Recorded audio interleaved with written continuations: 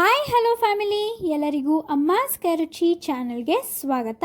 ನಾನಿವತ್ತು ತುಂಬ ವಿಭಿನ್ನವಾಗಿ ತೊಂಡೆಕಾಯಿನ ಬಳಸ್ಕೊಂಡು ತೊಂಡೆಕಾಯಿ ಚಟ್ನಿ ರೆಸಿಪಿನ ತೋರಿಸ್ತಾ ಇದ್ದೀನಿ. ಸೊ ನೀವು ಬೇರೆ ಬೇರೆ ಚಟ್ನಿ ರೆಸಿಪೀಸ್ನ ತಿಂದೇ ಇರ್ತೀರ, ಆದರೆ ತೊಂಡೆಕಾಯಿನಲ್ಲಿ ಚಟ್ನಿ ರೆಸಿಪಿನ ತಿಂದಿರೋದಕ್ಕೆ ಸಾಧ್ಯನೇ ಇಲ್ಲ. ಒಂದ್ಸಲ ನಾವು ತೋರಿಸೋ ಥರ ತೊಂಡೆಕಾಯಿನ ಬಳಸ್ಕೊಂಡು ತುಂಬ ಆರೋಗ್ಯಕರವಾಗಿ ಚಟ್ನಿ ರೆಸಿಪಿನ ಮಾಡಿಕೊಂಡು ತಿನ್ನಿ, ತುಂಬ ಚೆನ್ನಾಗಿರುತ್ತೆ. ಸೊ ಇದು ಅನ್ನದ ಜೊತೆಗೆ ಮುದ್ದೆ, ಚಪಾತಿ, ರೊಟ್ಟಿ, ದೋಸೆ ಈ ಎಲ್ಲದಕ್ಕೂ ತುಂಬ ಒಳ್ಳೆ ಕಾಂಬಿನೇಷನ್. ರುಚಿಯಂತೂ ತುಂಬ ಚೆನ್ನಾಗಿರುತ್ತೆ, ತುಂಬ ಡಿಫ್ರೆಂಟಾಗಿರುತ್ತೆ ಅಂತ ಹೇಳ್ತೀನಿ. ಒಂದೇ ಥರ ಚಟ್ನಿ ರೆಸಿಪಿ ತಿಂದು ಬೇಜಾರಾಗಿದ್ದರೆ ಈ ರೀತಿಯಾಗೆ ಡಿಫ್ರೆಂಟಾಗಿ ಕೂಡ ನೀವು ಚಟ್ನಿ ರೆಸಿಪಿ ಮಾಡಿಕೊಂಡು ತಿನ್ನಿ ಅಂತ ಹೇಳ್ತೀನಿ. ಹಾಗಾದರೆ ತೊಂಡೆಕಾಯಿ ಚಟ್ನಿ ಮಾಡೋದಕ್ಕೆ ಏನೆಲ್ಲ ಪದಾರ್ಥಗಳು ಬೇಕು ನೋಡೋಣ. ಇಲ್ಲಿ 1 ಕಪ್ಪಷ್ಟು ತೊಂಡೆಕಾಯಿನ ಈ ರೀತಿ ರೌಂಡಕ್ಕೆ ಚಿಕ್ಕ ಚಿಕ್ಕಗೆ ಕಟ್ ಮಾಡಿಟ್ಟಿದ್ದೀವಿ. ಸ್ವಲ್ಪ ಕರಿಬೇವಿನ ಸೊಪ್ಪು, ಸ್ವಲ್ಪ ಕೊತ್ತಂಬರಿ ಸೊಪ್ಪನ್ನು ತೊಗೊಂಡಿದ್ದೀವಿ. ಒಂದು ಗೋಲಿ ಗಾತ್ರದಷ್ಟು ಹುಣಸೆಹಣ್ಣು ಬೇಕಾಗುತ್ತೆ. ಹಾಗೆ ಒಂದು ಚಿಕ್ಕ ಗಡ್ಡೆ ಬೆಳ್ಳುಳ್ಳಿನ ಸಿಪ್ಪೆ ಬಿಡಿಸಿ ಎತ್ತಿಟ್ಕೊಂಡಿದ್ದೀವಿ. ಒಂದು ಈರುಳ್ಳಿನ ಚಿಕ್ಕದಾಗಿ ಕಟ್ ಮಾಡಿ ಇಟ್ಟಿದ್ದೀವಿ. ಖಾರಕ್ಕೆ ಒಂದು 4 ಹಸಿಮೆಣಸಿನ್ಕಾಯಿನ ತೊಗೊಂಡಿದ್ದೀವಿ. ಒಂದು ಸ್ವಲ್ಪ ಶುಂಠಿನ ತೊಗೊಂಡಿದ್ದೀವಿ. ಹಾಗೆ ಒಂದು ಟೊಮ್ಯಾಟೋನ ನಾವಿಲ್ಲಿ ಬಳಸಿದ್ದೀವಿ. 1 ಟೇಬಲ್ ಸ್ಪೂನಷ್ಟು ಕಡಲೆಬೇಳೆ, 1 ಟೇಬಲ್ ಸ್ಪೂನಷ್ಟು ಉದ್ದಿನಬೇಳೆನ ತೊಗೊಂಡಿದ್ದೀವಿ. 1 ಟೇಬಲ್ ಸ್ಪೂನಷ್ಟು ಧನಿಯಾ, ಹಾಗೆ ಒಂದು ಅರ್ಧ ಟೇಬಲ್ ಸ್ಪೂನಷ್ಟು ಜೀರಿಗೆನ ತೊಗೊಂಡಿದ್ದೀವಿ. ಒಗ್ಗರಣೆಗೆ ಸ್ವಲ್ಪ ಕರಿಬೇವಿನ ಸೊಪ್ಪು, ಹಾಗೆ 1-2 ಬ್ಯಾಡಗೆ ಮೆಣಸಿನ್ಕಾಯಿ ಬೇಕಾಗುತ್ತೆ. ಮತ್ತು ಇಲ್ಲಿ 1 ಟೇಬಲ್ ಸ್ಪೂನಷ್ಟು ಸಾಸಿವೆ, ಹಾಗೆ ಸ್ವಲ್ಪ ಜೀರಿಗೆ, ರುಚಿಗೆ ತಕ್ಕಷ್ಟು ಉಪ್ಪು, ಮತ್ತು ಇಲ್ಲಿ ಸ್ವಲ್ಪ ಎಣ್ಣೆ ತೊಗೊಂಡಿದ್ದೀವಿ. ಈಗ ಹೇಗೆ ಮಾಡೋದು ಅಂತ ನೋಡೋಣ. ಮೊದಲಿಗೆ ನಾವು ಒಂದು ಪಾತ್ರೆಗೆ 1-2 ಟೇಬಲ್ ಸ್ಪೂನಷ್ಟು ಎಣ್ಣೆನ ಹಾಕಿ ತೊಂಡೆಕಾಯಿ ಕಟ್ ಮಾಡ್ಕೊಂಡಿರೋದನ್ನ ಹಾಕ್ಕೊಂಡು ಎಣ್ಣೆಲಿ ಚೆನ್ನಾಗೆ ತೊಂಡೆಕಾಯಿನ ಫ್ರೈ ಮಾಡಬೇಕು. ನಾವು ತೋರಿಸಿರೋ ಥರನೇ ತೊಂಡೆಕಾಯಿನ ರೌಂಡಕ್ಕೆ ಈ ರೀತಿಯಾಗಿ ಚಿಕ್ಕ ಚಿಕ್ಕದಾಗೆ ಕಟ್ ಮಾಡ್ಕೊಳ್ಳಿ. ಈ ರೀತಿ ಕಟ್ ಮಾಡ್ಕೊಳ್ಳೋದ್ರಿಂದ ತೊಂಡೆಕಾಯಿ ಫ್ರೈ ಆಗಬೇಕಾದ್ರೆ ಚೆನ್ನಾಗೆ ಬೆಂದೋಗುತ್ತೆ. ನೀವೇನಾದರೂ ಉದ್ದಕ್ಕೆ ಕಟ್ ಮಾಡಿಕೊಂಡ್ರೆ ಸ್ವಲ್ಪ ಬೇಯೋದಕ್ಕೆ ಟೈಮು ಲೇಟ್ ಆಗುತ್ತೆ ಅಂತಲೇ ಹೇಳ್ಬೋದು. ಸೊ ನೋಡಿ, ಇದನ್ನು ಸ್ವಲ್ಪ ಕಂದು ಬಣ್ಣ ಬರೋವರೆಗೂ, ಹಸಿ ವಾಸನೆ ಹೋಗೋವರೆಗೂ ಚೆನ್ನಾಗೆ ಎಣ್ಣೆಯಲ್ಲಿ ತೊಂಡೆಕಾಯಿನ ಫ್ರೈ ಮಾಡ್ಕೊತಾ ಇದ್ದೀವಿ. ನೋಡಿ, ಈಗ ಇಷ್ಟು ಫ್ರೈ ಆದರೆ ಸಾಕು. ನೋಡ್ತಾ ಇರ್ಬೋದು, ಸ್ವಲ್ಪ ಕಲರ್ ಚೇಂಜ್ ಆಗಿದೆ. ಇದನ್ನೆಲ್ಲ ಒಂದು ಪ್ಲೇಟ್ನಲ್ಲಿ ಎತ್ತಿಟ್ಕೊಂಡಿದ್ದೀವಿ. ಈಗ ಅದೇ ಪಾತ್ರೆಗೆ 1-2 ಟೇಬಲ್ ಸ್ಪೂನಷ್ಟು ಎಣ್ಣೆನ ಹಾಕ್ಕೊಂಡು ಇದು ಸ್ವಲ್ಪ ಬಿಸಿ ಆದಮೇಲೆ ಇದಕ್ಕೆ 1 ಟೇಬಲ್ ಸ್ಪೂನ್ ಕಡಲೆಬೇಳೆ, 1 ಟೇಬಲ್ ಸ್ಪೂನ್ ಉದ್ದಿನಬೇಳೆ, 1 ಟೇಬಲ್ ಸ್ಪೂನು ಧನಿಯಾ, ಇದೆಲ್ಲನೂ ಕೂಡ ಹಾಕಿ ಚೆನ್ನಾಗಿ ಎಣ್ಣೆಲಿ ಸ್ವಲ್ಪ ಕಲರ್ ಚೇಂಜ್ ಆಗೋವರೆಗೂ ಫ್ರೈ ಮಾಡ್ಕೊಬೇಕು. ಸೊ ಇದು ಟೇಸ್ಟು ತುಂಬ ಚೆನ್ನಾಗಿರುತ್ತೆ. ಧನಿಯಾನ ನಾವು ಡೈರೆಕ್ಟಾಗಿ ಹಾಕಿ ಎಣ್ಣೆಲಿ ಹುರಿದಿರೋದ್ರಿಂದ ಅದ್ರ ಫ್ಲೇವರ್ ಆಗಿರ್ಬೋದು, ಟೇಸ್ಟ್ ಆಗಿರ್ಬೋದು ತುಂಬ ಚೆನ್ನಾಗಿ ಅನಿಸುತ್ತೆ. ಸೊ ನೋಡಿ, ಈಗ ಇದಕ್ಕೇ ಒಂದು ಚಿಕ್ಕದಾಗಿ ಕಟ್ ಮಾಡ್ಕೊಂಡಿರೋಂಥ ಈರುಳ್ಳಿ, ಹಸಿಮೆಣಸಿನ್ಕಾಯಿ, ಬೆಳ್ಳುಳ್ಳಿ ಮತ್ತು ಶುಂಠಿ ಇವೆಲ್ಲನೂ ಕೂಡ ಹಾಕಿ ಈರುಳ್ಳಿ ಸ್ವಲ್ಪ ಕೆಂಪಗಾಗೋವರೆಗೂ ಹುರ್ಕೊಂಡ್ರೆ ಸಾಕು.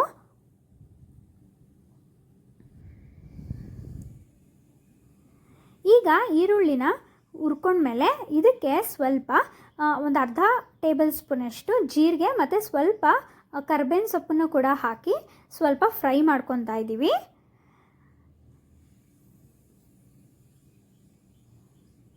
ಇದಕ್ಕೆ ಈಗ ಒಂದು ಟೊಮ್ಯಾಟೋನ ಈ ರೀತಿಯಾಗಿ ಉದ್ದುದಕ್ಕೆ ಕಟ್ ಮಾಡ್ಕೊಂಡು ಹಾಕೋತಾ ಇದ್ದೀವಿ.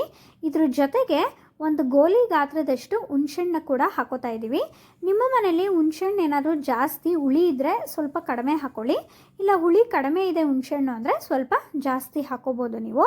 ಸೊ ನೋಡಿ, ಟೊಮ್ಯಾಟೊ ಎಲ್ಲ ಚೆನ್ನಾಗೆ ಬೇಯೋವರೆಗೂ, ಅಂದರೆ ಚೆನ್ನಾಗಿ ಸ್ವಲ್ಪ ಮೆತ್ತಗಾಗೋವರೆಗೂ ಫ್ರೈ ಮಾಡ್ಕೊತಾ ಇದ್ದೀವಿ.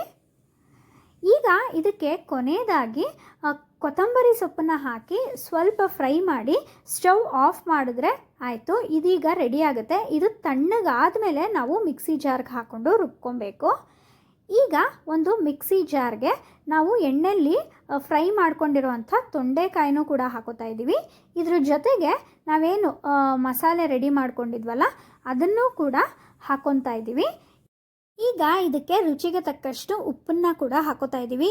ನಿಮ್ಮ ರುಚಿ ನೋಡಿಕೊಂಡು ರುಚಿಗೆ ಅನುಸಾರವಾಗಿ ಉಪ್ಪನ್ನು ಹಾಕ್ಕೊಳ್ಳಿ. ಒಂದು ಅರ್ಧ ಲೋಟದಷ್ಟು ನೀರನ್ನು ಹಾಕಿ ಇದನ್ನು ಈ ರೀತಿಯಾಗಿ ಒಂದು ಸ್ವಲ್ಪ ಗಟ್ಟಿಗೆ ನುಣ್ಣಕ್ಕೆ ರುಬ್ಕೊಬೇಕು. ಈಗ ಚಟ್ನಿಗೆ ಒಗ್ಗರಣೆ ಕೊಡೋಣ. ಒಂದು ಬಾಣಲಿಗೆ ಒಂದು 3-4 ಟೇಬಲ್ ಸ್ಪೂನಷ್ಟು ಎಣ್ಣೆನ ಹಾಕಿ, ಎಣ್ಣೆ ಸ್ವಲ್ಪ ಬಿಸಿ ಆದಮೇಲೆ 1 ಟೇಬಲ್ ಸ್ಪೂನಷ್ಟು ಸಾಸಿವೆ, ಹಾಗೆ ಒಂದು ಅರ್ಧ ಟೇಬಲ್ ಸ್ಪೂನಷ್ಟು ಜೀರಿಗೆ, ಸ್ವಲ್ಪ ಕೊತ್ತಂಬರಿ ಸೊಪ್ಪು, ಹಾಗೆ ಒಂದು 2 ಒಣಮೆಣಸಿನ್ಕಾಯಿನ ಈ ರೀತಿಯಾಗಿ ಮುರಿದು ಹಾಕೋತಾ ಇದ್ದೀವಿ. ಇದಕ್ಕೆ ನೀವು ಸ್ವಲ್ಪ ಹಿಂಗನ್ನು ಕೂಡ ಹಾಕೋಬೋದು. ನಿಮಗೆ ಇಷ್ಟ ಆದರೆ ಹಿಂಗು ಕೂಡ ಹಾಕೊಳ್ಳಿ, ತುಂಬ ಚೆನ್ನಾಗಿರುತ್ತೆ ಫ್ಲೇವರು. ಇದನ್ನು ಸ್ವಲ್ಪ ಫ್ರೈ ಮಾಡಿ ಈಗ ನಾವು ರುಬ್ಬಿಟ್ಕೊಂಡಿರುವಂಥ ಚಟ್ನಿನ ಹಾಕ್ಕೊಂಡು ಚೆನ್ನಾಗೆ ಮಿಕ್ಸ್ ಮಾಡಿಕೊಂಡ್ರೆ ಆಯಿತು. ಇದಕ್ಕೆ ನೀವು ಸ್ವಲ್ಪ ತೆಳ್ಳಕ್ಕೆ ಬೇಕು ಅಂದರೆ ಸ್ವಲ್ಪ ನೀರನ್ನು ಕೂಡ ಹಾಕೋಬೋದು. ಚೆನ್ನಾಗೆ ಮಿಕ್ಸ್ ಮಾಡಿದ್ರೆ ರೆಡಿಯಾಗೋಗುತ್ತೆ. ನೋಡಿ, ತೊಂಡೆಕಾಯಿ ಚಟ್ನಿ ರೆಸಿಪಿ ತುಂಬ ಚೆನ್ನಾಗಿರುತ್ತೆ ಟೇಸ್ಟ್ ವೈಸು.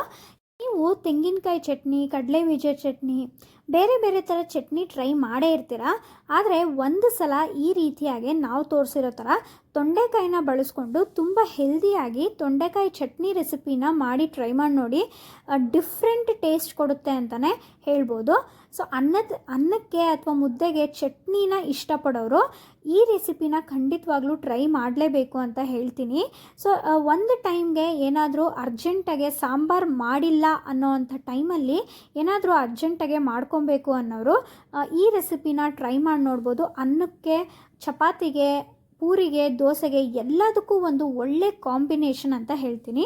ಸೊ ನಾನಿವತ್ತು ತೊಂಡೆಕಾಯಿನ ಬಳಸ್ಕೊಂಡು ತುಂಬ ಡಿಫ್ರೆಂಟಾಗಿ ನಮ್ಮ ವ್ಯೂವರ್ಸ್ಗೋಸ್ಕರ ಈ ರೆಸಿಪಿನ ತೋರಿಸಿದ್ದೀವಿ. ಸೊ ನಿಜವಾಗ್ಲೂ ಈ ರೆಸಿಪಿ ನೀವು ಕೂಡ ಟ್ರೈ ಮಾಡಿ ನೋಡಿ, ತುಂಬ ಇಷ್ಟಪಡ್ತೀರಾ.